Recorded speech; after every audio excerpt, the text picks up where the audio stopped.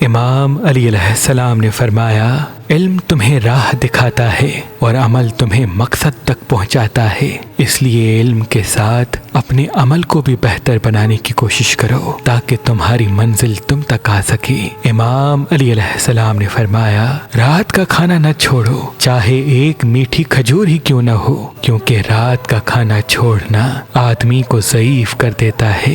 امام علی علیہ السلام نے فرمایا، شہد کے سوا ہر میٹھی چیز میں زہر ہے اور زہر کے سوا ہر کڑوی چیز میں شفا۔